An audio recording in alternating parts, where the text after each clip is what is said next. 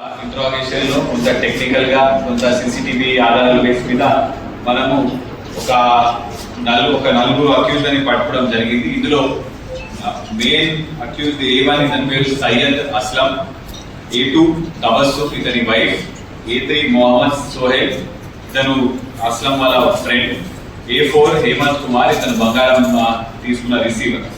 అయితే ఈ అస్లం అనేవాడు ఈ హసీనా వాళ్ళ అక్క తహీరా బేగం వాళ్ళ కూతురు వాళ్ళ హస్బెండ్, వాళ్ళ కూతురు పేరు తబస్సుమ్. సో తబస్సుమ్ వాళ్ళ హస్బెండ్ ఈ అస్లం. అయితే వీళ్ళకి పాత గొడవలు ఏంటంటే ఈ హసీనా అనే అమ్మాయి ఈ అస్లంకి 1 year బ్యాక్ 1 లక్ష రూపాయలు అప్పించిన తర్వాత ఆ అప్పుకి చాలా హైగా ఇంట్రెస్ట్ అడగడం వల్ల అతను ఇప్పుడు దాకా సుమారు 2.5 లక్షలు ఇవ్వడం జరిగింది. ఆమె ఇంకా కూడా నాకు డబ్బులు రావాలని చెప్పేసి అతని బాగా వేధించింది.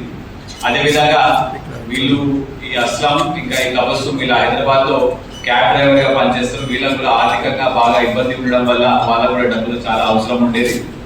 అదేవిధంగా ఈ తబస్సుమ్ వాళ్ళ మదర్ అంటే ఇప్పుడు హసీనా వాళ్ళ అక్క 2013లో ఒకసారి ఈ హసీనా మీద FIR రిజిస్టర్ అయితే ఈమె కూడా వాళ్ళ మదర్ కూడా జైలుకి వెళ్ళడం జరిగింది. సో అప్పటి నుంచి కూడా ఈ తబస్సుమ్ అమ్మ ఈ హసీనా వాళ్ళకి జైలుకి వెళ్ళిందని చెప్పి కక్ష కూడా పెంచుకోవడం జరిగింది.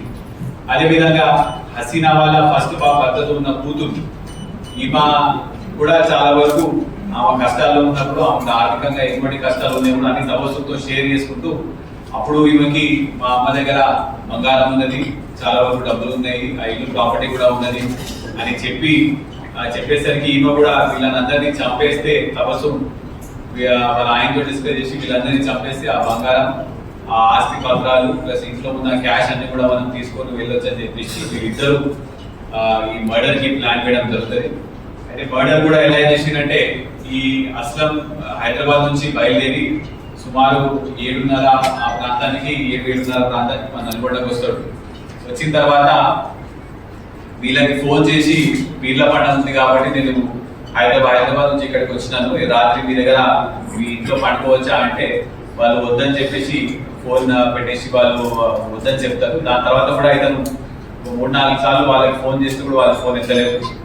అయితే ఇతను ఆ ఇంటి నుంచి గోడ దూకి రాత్రి సుమారు 1:30-2 టైంకి ఆ ఇంటి బయట వెయిట్ చేస్తాడు. పొద్దున 5 o'clockకి హసీనా బయటికి రాగానే డోర్ తీసి వాష్రూమ్ అంటే వీళ్ళ వాకిలి లోనే వాష్రూమ్ ఉంటుంది, ఇంటి లోపల ఉండదు. డోర్ తీసి బయట వాష్రూమ్ కి రాగానే అతని దగ్గర ఉన్న కత్తి, మీరు ఆ కత్తి చూడొచ్చు, ఆ కత్తి తీసుకొని ఆమెను ఇమ్మటే మెడకాయ దగ్గర ప్లస్ నెక్ మెడకాయ అండ్ చెస్ట్ మీద కూడా స్టాబ్ చేయడం జరుగుతుంది. అయితే ఈమె బంగారం అంతా కూడా ఆమె డ్రెస్ లో పెట్టుకుంటుందని చెప్పేసి డ్రెస్ ఎత్తుకునే డ్రెస్ లో ఏం దొరకదు. అయితే మళ్ళీ ఇంటి లోపలికి వెళ్ళే సమయానికి అదే సమయానికి వాళ్ళ ఆయన కూడా బయటికి వచ్చేసారు.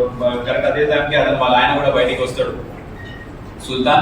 సుల్తాన్ వచ్చి ఇతని కర్రతో ఏదో ఒకటి బెదిరించి ప్రయత్నిస్తాడు. కానీ అది కాక ఇతను అతని మీద కూడా అతని మూసి అతన్ని కూడా సుమారు 4-5 సార్లు బొత్తు మీద స్టాబ్ పొడవడం జరుగుతుంది. ఈ గొడవ అంతా వినేటప్పుడు ఆ పిల్లగాడు ముజమ్మిల్ లేచి ఇంకా నిద్రలోనే బయటకు వచ్చే లోపల అతను చూసి వాళ్ళ అమ్మా నాన్న ఇద్దరు చంపేసారని చెప్పేసి అతని దగ్గర ఉన్న ఒక చిన్న రాడ్ లాంటిది తీసుకొని వచ్చి వీళ్ళిద్దరి మధ్యలో కూడా ఘర్షణ నడుస్తుంది. ఆ ఘర్షణలో అస్లంకి చెయ్యి దగ్గర ఒక కట్ అవుతుంది, మళ్ళీ కాళ్ళ దగ్గర కూడా కొంతవరకు కట్ అవుతుంది. కానీ ఆయన ముజమ్మిల్ ఇంకా చిన్న పిల్లడు కాబట్టి అతన్ని ఓవర్ పవర్ చేసి ముజమ్మిల్ని గొంతు పోసి అతన్ని కూడా మెడకాయ దగ్గర స్టాబ్ చేయడం జరుగుతుంది. ఇదంతా అవ్వడం కూడా పాప అపూరా ఆమె ఇంట్లో నుంచి చూసింది. ఇప్పుడు ఈ అమ్మాయిని వదిలేస్తే మళ్ళీ ఈ అమ్మాయి సాక్ష్యం చెప్తే నేను ఇంత అని చెప్పేసి ఇతను మళ్ళీ ఇంటికి వెళ్ళి ఆ అమ్మాయి బెడ్ కింద దాచుకుంటే నిర్దాక్షిణంగా ఆ అమ్మాయిని బెడ్ కింద నుంచి దాగి మళ్ళీ ఆ అమ్మాయి గొంతు కోసి ఆ అమ్మాయిని కూడా చెప్పడం జరిగింది. ఇదంతా అయిపోయిన తర్వాత మళ్ళీ ఇంట్లో బంగారం ఇంకా డబ్బులు ఎక్కడ ఉన్నాయి, ఆస్తి పత్రాలు ఎక్కడ ఉన్నాయి కూడా వెతుక్కొని అతను మళ్ళీ అవన్నీ తీసుకుని మళ్ళీ బయటికి వాళ్ళ ఇంట్లో ఉన్న తాళాన్ని చూసుకొని ఆ తాళం వేసి అతను అక్కడ నుంచి పారిపోవడం జరుగుతుంది. అయితే ఇదంతా కూడా పకడ్బందీగా ప్లాన్ వేసినట్టు. ఎందుకంటే ప్రతిరోజు పొద్దున కూడా వీళ్ళు ఏదో రకంగా మూడు పిల్లలు గొడవ పడతారని చెప్పేసి ఆ పొద్దున సమయంలో మనం చంపితే పక్కనున్న చుట్టుపక్కల వాళ్ళకి కూడా ఎటువంటి డౌట్ రాదు, వాళ్ళ ఇంట్లో ఏదో గొడవ పడుతుందని అనుకుంటుందని చెప్పేసి పక్కన ఇతను ప్లాన్ వేసి ఆ సుమారు 6:30 నుంచి 7 ఆ సమయంలో అతన్ని ఆ నలుగురిని చంపి అక్కడ ఉన్న ఆ బంగారం కూడా తీసుకొని వెళ్ళిపోతాడు. వెళ్ళిపోయిన తర్వాత ఇతని ఫ్రెండ్ సోహెల్ ఉంటాడు. సోహెల్కి కూడా ఇతను ఇట్లా చంపినా అని చెప్పి బంగారం అంతా కూడా మనం మార్చి దాని డబ్బులు తీసుకోవాలని చెప్పేసి అతనితో వాళ్ళిద్దరు కూడా కలిసి బంగారాన్ని మార్చి వాళ్ళ డబ్బులు తీసుకుంటారు. ఇప్పుడు మనము ఈ సోహెల్ ఈ అస్లం దగ్గర నుంచి ఈ కత్తి ప్లస్ ఆ రక్తపడుగు బట్టలు, ఈ బట్టలన్నీ కూడా అవుట్స్కట్స్ తో పడేస్తారు. బట్టలు కూడా మనం రికవర్ చేయడం జరిగింది. అదేవిధంగా ఈ బంగారం కూడా రికవర్ చేయడం జరిగింది. ఆ తబస్సుం దగ్గర నుంచి ఈ ఆస్తి పత్రాలు, బ్యాంక్ ఎఫ్డి ఇవన్నీ కూడా మనము రికవర్ చేయడం జరిగింది.